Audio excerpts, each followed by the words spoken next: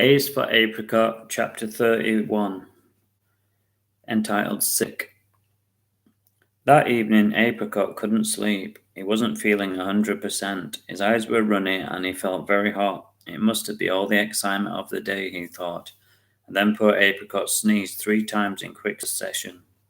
He wished that he could tell Mary, but his tiny squeaks could never be heard through the thick walls, and unfortunately it would have to wait until morning. It was going to be a long night, he thought sadly, and it was. The next morning, Mary could see that something was wrong with Apricot. Mary could tell that Apricot had lost his energy and that his eyes were tearful.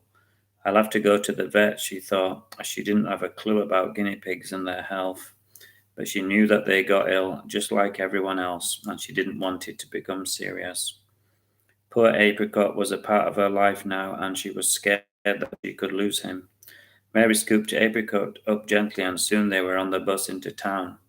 All of the passengers frowned as they looked at Apricot. It was obvious to them that Apricot wasn't his usual bubbly, inquisitive self.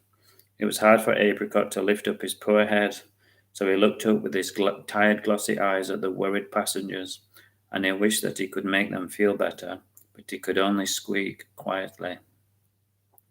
Apricot lay on the vet's table, and the vet touched his tummy, and then he shined a bright light into Apricot's tired eyes.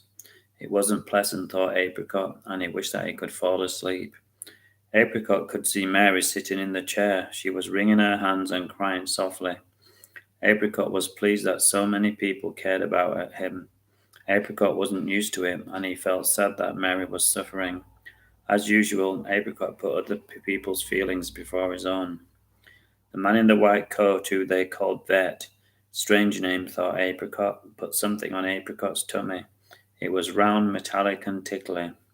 The vet was listening to Apricot's tummy beat like a drum, and he was looking very serious. It can't be that interesting, thought Apricot. It's just boom, boom. Not exactly Mozart, he thought snobbishly. Apricot was quite knowledgeable about music thanks to listening to Mary's wireless. He'll be okay, said the vet to a relieved Mary. We'll just inject him and he can sleep it off, he said calmly. Inject, thought Mary. Won't that be painful?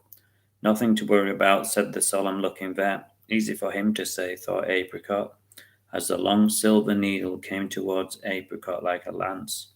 And Apricot did the loudest squeak that he had ever done, and then became silent as the needle took effect and sent him off to dreamland.